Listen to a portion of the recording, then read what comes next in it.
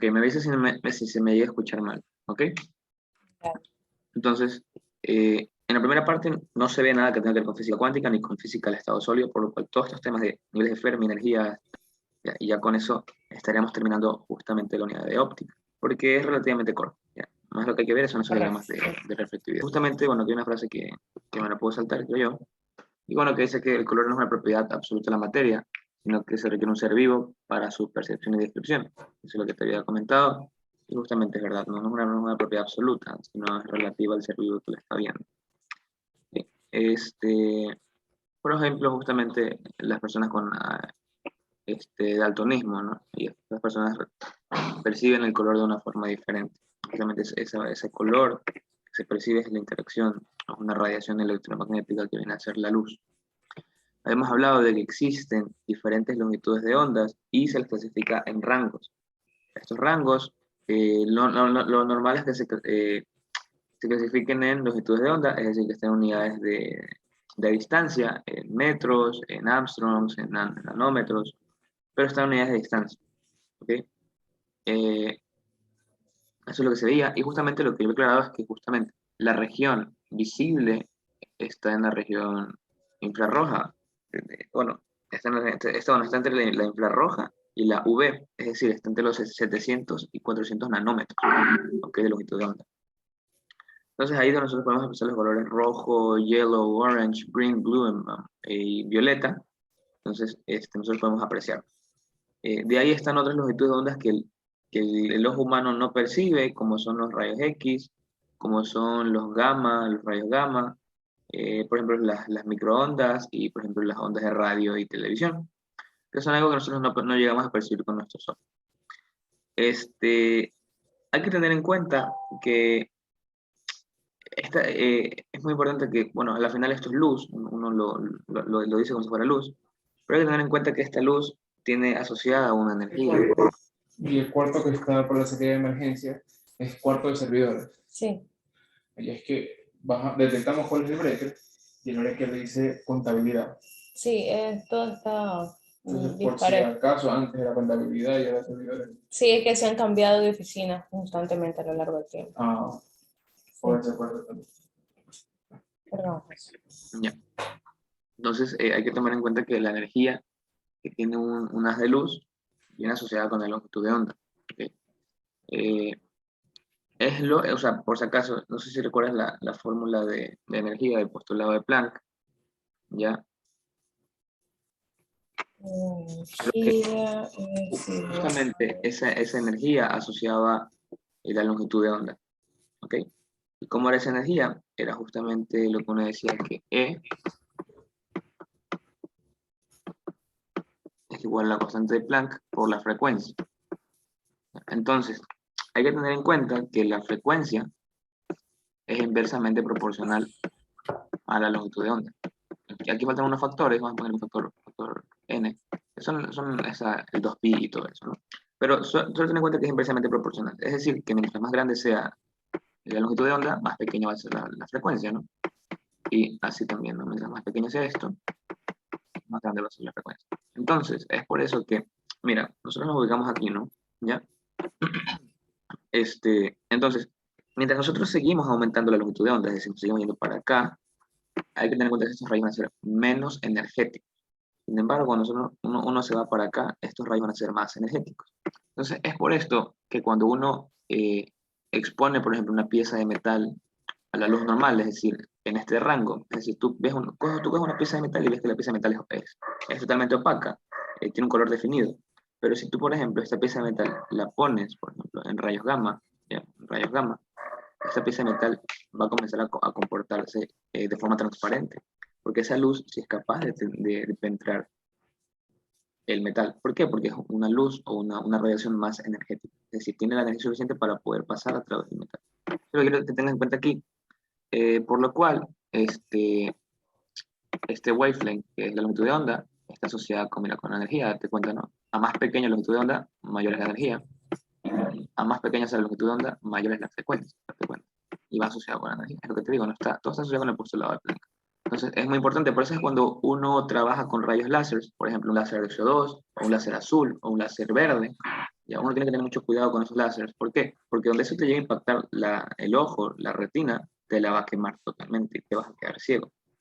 Es por eso que hay algunas personas que conocen de esto y lo que hacen con las cámaras de seguridad, no sé, búscalo, puedes buscarlo en internet, tienes aquí tu cámara de seguridad, no sé, me la dibujo aquí, está grabando, se viene la gente y como no le gusta, no sé, tiene un efecto en el vecino, coge un rayo láser azul o verde y apunta al lente de la cámara de seguridad. ¿Qué hace? Quema la cámara de seguridad. Entonces mira, ahí están aplicaciones que uno no sabe.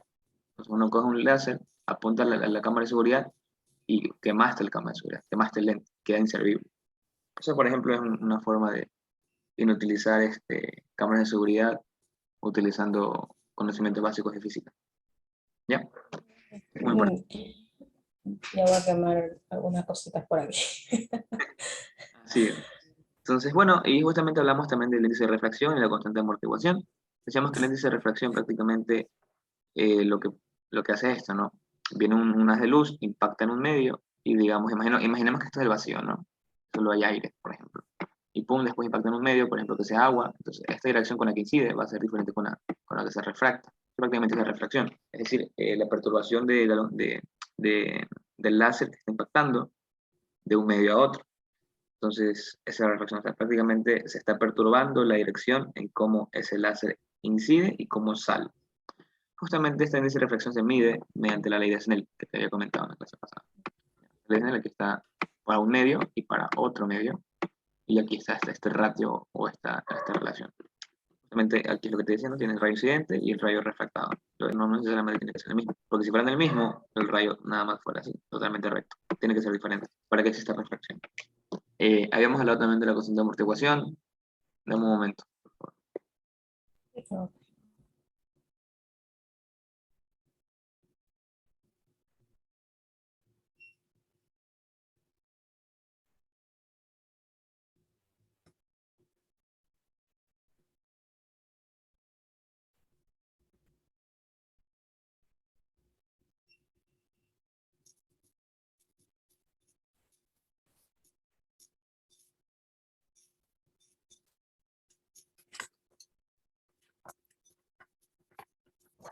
Ya, ahora sí. Entonces, aquí tenemos justamente esta constante de amortiguación que, como te dije, más que todo se aplica a metales. ¿Ok? A metales porque la luz no es que pasa así nomás, la luz no, en los metales no es que pasa a través como si nada, sino que justamente hay una amortiguación de la luz o de la radiación que impacta, y eso viene también asociado con una penetración característica. En la clase pasada ya hemos hablado de esto. ¿Ya? Bueno, aquí estaba la deducción prácticamente de esto, y nada más solo para ver esto, bueno, decíamos que epsilon 2 es la absorción prácticamente, y epsilon 1 está relacionado eh, con el índice de refracción. ¿Ya? Entonces, el epsilon 2 te dice a ti la absorción del material y epsilon 1 está asociado con la refracción del material. ¿Ok? Hay que tenerlo en cuenta. Nada más. Eh, y aquí tenemos justamente Me decía que era N2, E1, perdón. E1 es una constante que está asociada con la refracción del material. Ya. Y E2 es la constante de absorción. Y K, bueno, pues, si quieres saber K es la constante de amortiguamiento. Y bueno, N es el índice de refracción. Esto creo que está claro en la diapositiva pasada, ¿verdad? ¿Ya? ¿Sí? Bueno, ahí están unas relaciones que ya mismo te pasó el PDF cuando terminemos de ver esto, que son las constantes de amortiguaciones, N y K, están relacionados, mira, con epsilon, que al final están relacionados porque epsilon es justamente una relación con E1, bueno, epsilon 1 y epsilon 2. ¿Ya? Entonces tenemos esto acá, justamente, y tenemos esto acá. Ahora, habíamos dicho que estas ecuaciones que están acá solo son válidas para longitudes de onda entre media y pequeña. Perdón, estoy mal. Eso es para otra cosa.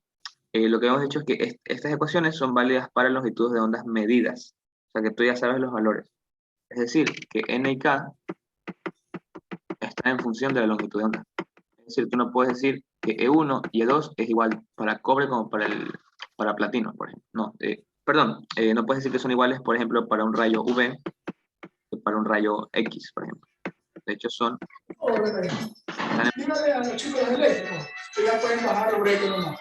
Ya, Ya están retirados. ya, gracias, muy Ya amable. saben Que hace bien, feriado, buen feriado. Ay, perdón, que estoy acá ahorita de toda la planta. Ya, no pasa nada. Entonces, lo que te dice es que estas constantes están en función de los rayos UV y de los rayos X. O sea, un ejemplo, ¿no? Es decir, que están en función de la longitud de onda. ¿Ok? Entonces, son dependientes de la longitud de onda. ¿Ya? Ahora, la constante de amortiguación lo que significaba era algo parecido a lo que nosotros habíamos visto justamente en el efecto túnel. Justamente, por ejemplo, viene del vacío esta longitud de onda, viene normal, es decir, no hay atenuación, viene totalmente normal. Pero el momento que ingresa al metal o a un material, esto comienza a haber una atenuación en la longitud de onda, debido a que tiene una penetración. Después de cierta distancia, esto se va a hacer muy, muy, muy pequeño y va a tender a cero, en el infinito, por ejemplo. Entonces, esto es prácticamente el significado de la constante de amortiguación, es muy parecido al efecto túnel de un electrón en un sólido. Aquí, en vez de un electrón, vas a tener un fotón, que prácticamente lo que te dicen es una haz de luz, ya, un fotón, es lo que ingresa. ¿Ya? Okay. Y justamente esta gráfica está asociada a esta ecuación que está acá. Esta, bueno, lo que, bueno, está en la clase pasada, lo puedes revisar, pero justamente esto de acá es la amplitud del amortiguamiento y este es la onda sin amortiguar. Es decir, que si esto fuera 1, por ejemplo, la onda no hubiera amortiguación y la onda siguiera tal y como está acá. Pero como ¿Puedes esto existe, repetirme qué era cada uno de ellos? mande. ¿Qué era cada uno de ellos? El efecto Doppler, que la amplitud. Sí, o sea, esta es la amplitud del amortiguamiento, es decir, este es el factor que hace que la onda comience a decrecer en amplitud, o sea, Ok. que comience a atenuarse en función de la penetración Z. Ya, y el undamped wave es prácticamente es la onda, literalmente es la onda, sin amortiguar, es decir, esta que está acá. Ok. ¿Ya? Entonces, eso, es igual está en la clase pasada, lo puedes revisar. ¿Ya? Ujú. Bueno, y como te dije, hay una penetración característica que está en función de la distancia, habíamos hablado de eso, y decíamos que la penetración característica se definía cuando ocurre que, justamente, lo que decíamos es que la penetración característica es la distancia a la cual la intensidad de la luz puede atravesar el material donde hay un decrecimiento del 37% ¿cómo se llama esto? Se me fue el nombre, de valor original. Es decir, que cuando ocurre esto,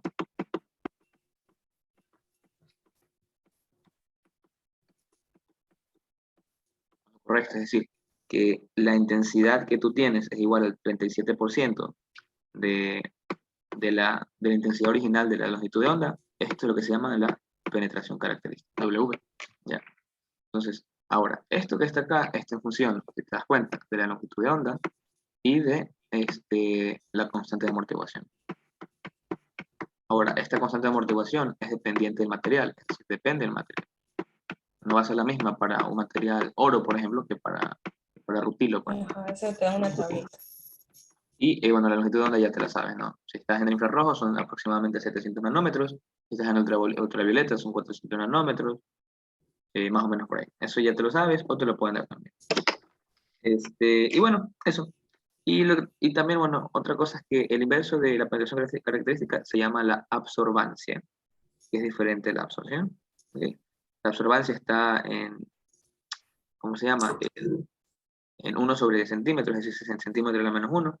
Bueno, prácticamente lo que te indica aquí es qué tanto absorbe por unidad de longitud. Qué tanto absorbe por unidad de longitud. Que es diferente de la absorción. La absorción es prácticamente un valor adimensional. Es decir, absorbió 37, o sea, el 37%, por ejemplo, pero la absorbancia te indica qué tanto absorbe por longitud, por unidad de longitud. ¿Ya? No es lo mismo, ¿no? No es lo mismo absorción y absorbancia. Bueno, también hablábamos, bueno, si hablábamos de La absorbancia me da la cantidad de la que absorbe. te indica una cantidad de intensidad absorbida por unidad de longitud. Eso te está diciendo. O sea, 1 sobre centímetro. ¿Qué tanto absorbes por unidad de longitud? Ya. Ya, es importante también hablar de la reflectividad. Entonces, yo también te habíamos comentado esto, que la reflectividad prácticamente, eso está en la clase pasada, pero igual lo voy a hacer súper rápido. Viene las de luz, por ejemplo, el metal penetra un poquito, pero también reflecta las de luz. Entonces, esta reflectancia, bueno, se llama reflectividad. Este es el incidente y este es el absorbido. Y bueno, si no fuera un metal, también hubiera algo que pasa, ¿no? Esto que prácticamente pasa a través del material. Pero esto en los metales por lo general no pasa cuando estamos en la región infrarroja o cercanos al infrarrojo. Bueno, aquí metal, si fuera un metal, esta longitud de onda que pasa a través del material prácticamente puede ser. No, que la gente generalmente no pasa. Entonces, esto era lo que te decía.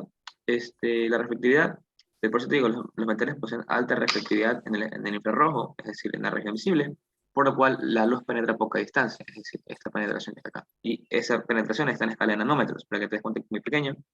Y la reflectividad es aproximadamente el 99% del incidente. Bueno, y como tenemos reflectividad, también tenemos transmitancia, que tanto transmite el material la luz. Entonces decíamos que la reflectividad, la transmitancia, la absorción, más lo que pasa, tiene que ser igual a 1, hablando de porcentaje, ¿no?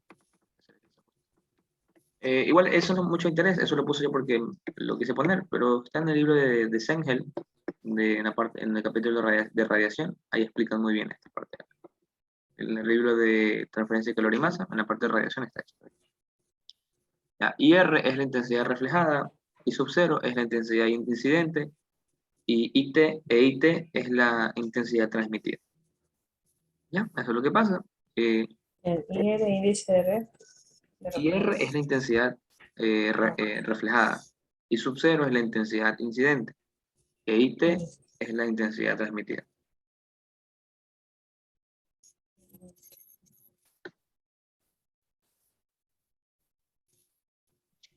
¿Ya? O sea, igual te digo, esto es en la clase pasada para que no vernos mucho, porque tenemos que avanzar. Bueno, aquí están unas ecuaciones de reflectividad que te había comentado. Están ahí, no las voy a explicar ahorita porque están un poquito atrasados, pero ahí están. Habíamos visto la relación Hagen-Rubin, justamente te relacionaba la reflectividad con la conductividad de un material, y te quedaban las expresiones aquí que las puedes ver, que están en la clase pasada, está todo explicado ahí. Bueno, y también hablábamos que estas relaciones Hagen-Rubin funcionan para pequeñas frecuencias.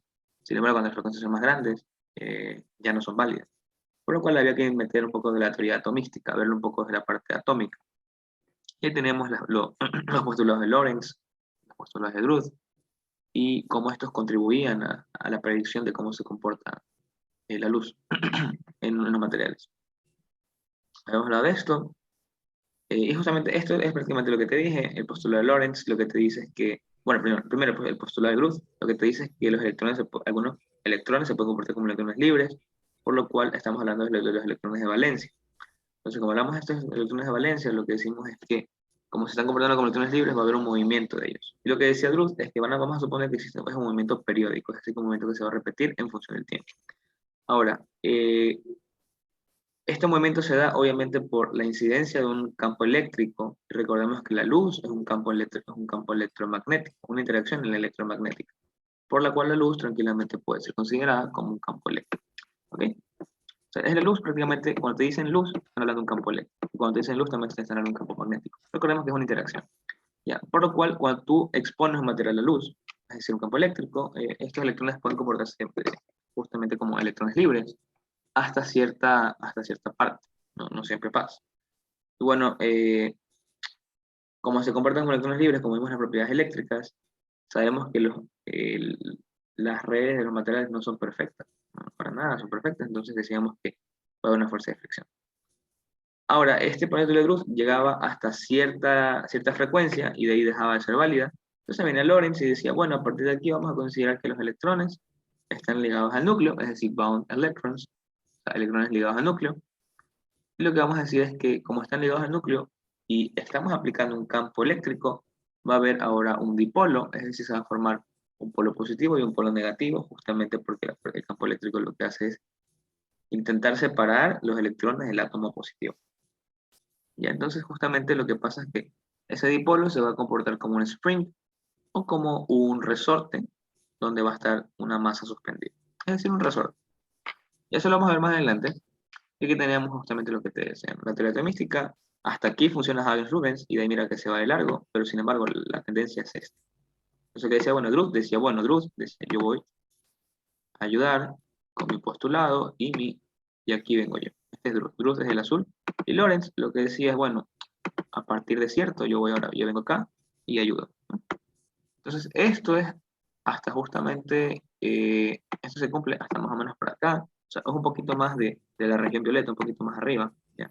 Bueno, sería más debajo, ¿no? Pero justamente hasta aquí se cumple Lorentz. Entonces, justamente esta teoría estadística nos permite predecir prácticamente desde una frecuencia de 0 hasta una frecuencia un poquito por encima de la violeta, ¿ya? Pero bueno, acá está la parte de Lorentz, se dice que se forma un dipolo positivo y negativo, y aquí se forma justamente. Había que aclarar que este B sub 0 o esta frecuencia se llama la frecuencia de resonancia, frecuencia de resonancia, y que es la frecuencia en donde la absorción es máxima. Bueno, esto que está acá son la deducción de las ecuaciones. Acá estábamos el plasma frequency, que prácticamente lo que hace es dividirte la región reflectiva de la región transparente. Eso está en las clases pasadas. Y este plasma frequency se lo podía calcular mediante dos formas. Por ejemplo, de la forma más fácil, es tomando el número de Avogadro por la densidad sobre la masa atómica. Y decíamos que, bueno, ese plasma frequency tú lo vas a calcular con justamente el número de electrones libres, el Na, que debe ser igual al NF. Eso ya es de clases pasadas. Pero bueno, decíamos que esto no siempre pasa y no siempre es fácil calcularlo, porque esta ecuación es válida justamente para el, metales, bueno, metales donde la contribución sea 1,1, por ejemplo, sería el sodio. Si te das cuenta, el sodio, acá, mira, el B1 observado es de 14,3 y el B1 calculado es de 14,3. Aquí es totalmente igual. Sin embargo, acá son diferentes, acá son diferentes, acá son diferentes, acá son diferentes. Por lo cual, esta ecuación que está acá no es muy provechosa para calcular realmente lo que pasa. De hecho, es una diferencia considerable. De 9,52 a 10,24, la tasa de error va a ser bastante alta. Entonces, esta forma de calcular no es la adecuada, por lo cual nosotros decíamos, bueno, vamos a calcular entonces el número de electrones efectivos, lo cual está en función del índice de refracción, de la constante de amortiguamiento, de la frecuencia de la luz que tú estés usando, de la permitividad de vacío, de la masa del electrón y de la carga del electrón. En pocas palabras, lo que estamos diciendo es que el número de electrones efectivos, ese EF, está en función del índice de refracción, de la constante de amortiguamiento y de la frecuencia. Hay que tener en cuenta que estas dos primeras constantes están en función del material, o sea, que están en función de la luz. ¿Ya? Eso es lo que pasa. Y bueno, hasta aquí hemos llegado a lo que es la clase pasada. Listo. Ahora, lo que hay que hacer ahora es ya, mira, ¿qué es lo que te digo? No, estos electrones libres sin amortiguamiento. Todo esto, a partir de esto, está para electrones libres sin amortiguamiento. ¿Ya? En la clase pasada lo puedes revisar muy, muy, muy bien. Es decir, que este número de electrones efectivos también está en función para electrones sin amortiguamiento. Es decir, que no existe una fuerza que se opone al movimiento de los electrones. Sin embargo, como yo te dije, esto no pasa siempre y sobre todo esto no pasa para los metales. Los materiales metálicos sí tienen un amortiguamiento porque tienen muchos defectos. Defectos de línea, defectos de superficie, defectos de volumétricos. Es decir, tienen maclas, tienen defectos de borde, tienen dislocaciones, tienen bordes de grano, tienen helicoidales, de tornillo, como le quieras decir. Entonces tienen diferentes tipos ¿cómo se llama esto? De defectos. Entonces, para materiales metálicos, el postulado de electrones sin amortiguamiento no es válido, por lo cual debemos saltar a esto. Esto ya es clase nueva, esto ya me voy aquí a poner a grabar, a dar esto como tal. Entonces, los electrones libres con amortiguamiento. ¿Sí? Este tema que está acá también se lo llama la teoría clásica de electrones libres en metales. ¿Sí? Es decir, esto se llama teoría clásica de electrones libres en metales. ¿Ya? Es otro nombre que se le puede dar. Entonces, como te comenté, esto que estamos viendo raramente no ocurre en los metales. O sea, esto de que no haya un amortiguamiento es muy difícil que ocurra en materiales metálicos. Por lo cual, para el estudio de materiales metálicos hay que tomar en cuenta este amortiguamiento. Entonces, hay que refinar o hay que mejorar el modelo matemático que teníamos antes. Este modelo donde no se tomaba este amortiguamiento o esta fricción. Como te dije, este amortiguamiento está en función de los defectos del material. Por ejemplo, si tienes vacancias, es decir, que no esté un electrón donde debería estar uno, que digo, un átomo, por ejemplo, vamos a tener un tipo de defecto. O un intersticio, por ejemplo, con las aleaciones. El átomo de carbono es un intersticio entre los átomos de hierro y sabes que eso va a deformar de cierta forma la red atómica, la deforma o la distorsiona. Entonces, por ejemplo, también estas impurezas agregadas también se les puede llamar como defectos. ¿Ya? Y bueno, aquí también tenemos lo de impurezas, o sea, el átomo sustitucional o átomos sustitucionales grandes. Entonces, estas dos van muy relacionadas. Por ejemplo, tú tienes impurezas que literalmente no quieres, ¿no? Entonces, son estas cosas que están aquí. Eh, no, también está en función de por ejemplo, que te dije, ¿no? Dilocaciones, límites de grano, y por ejemplo, también tiene que estar en función del movimiento térmico de los átomos. Es decir, cuando tú comienzas a aumentar la temperatura, también va a haber, eh, o sea, van a haber también estos defectos, ¿ok? Porque al momento que tú comienzas a aumentar la temperatura, los átomos comienzan a vibrar, y esta vibración hace que haya un rearreglo del material poco a poco, por obviamente un movimiento difusional, eso lo sabemos, ¿no? Un movimiento difusional en función de la temperatura. Entonces, tomando en cuenta esto, de que existe amortiguamiento, el modelo matemático tiene que ser refinado, tiene que ser arreglado. Entonces, para esto nosotros vamos a suponer que es una fuerza contraria al movimiento de electrones, porque es prácticamente lo que te quiero decir, ¿no? En una red perfecta, 100% perfecta, el electrón va a moverse libremente sin una fuerza que se lo ponga. Sin embargo, sabemos que los materiales no son perfectos, lo sabemos desde estructuras y caracterización de materiales. Entonces, al no ser perfecto, va a haber una fuerza que se va a poner a movimiento de los electrones. Esta fuerza va a ser una fuerza contraria. Y como existe una fuerza contraria, como vemos en las propiedades eléctricas, va a haber un límite de velocidad a las cuales el electrón puede llegar. Es decir, va a ser una función de este tipo. Donde aquí va a haber justamente, va a haber una velocidad límite, ¿no?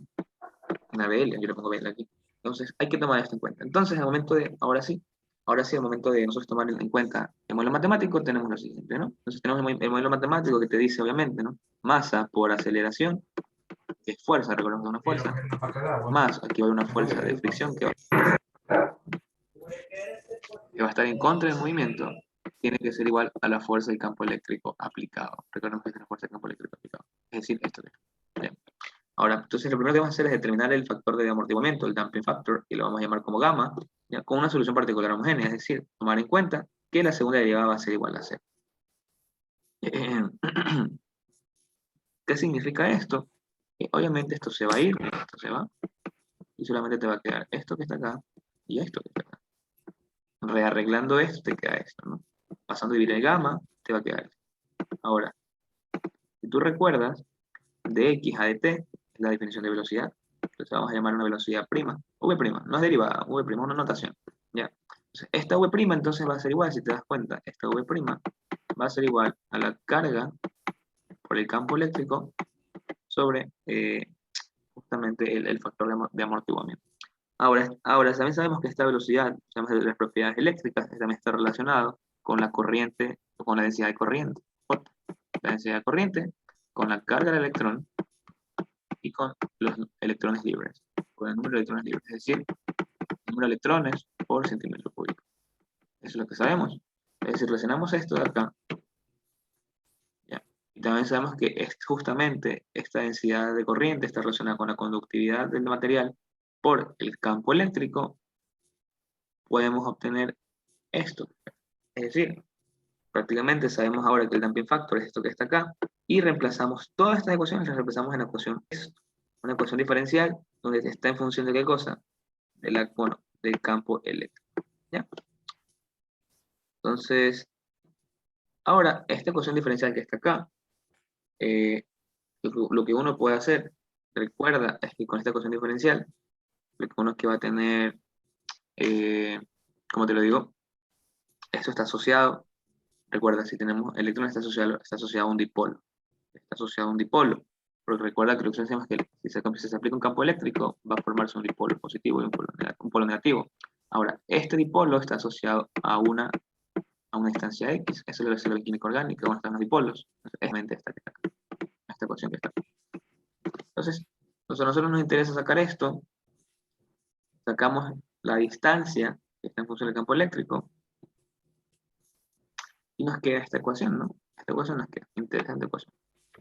Ahora, ¿esta ecuación de dónde sale? Pues sale de justamente suponer que X, que la solución va a ser igual a un X sub 0 por Euler a la IWT. Ya, déjame cerrar la clase, porque solo son 40 minutos ahora, que te da Zoom. Entonces, ya te vuelvo a enviar la invitación, ya, porque se va a cerrar Zoom. Dale, ok.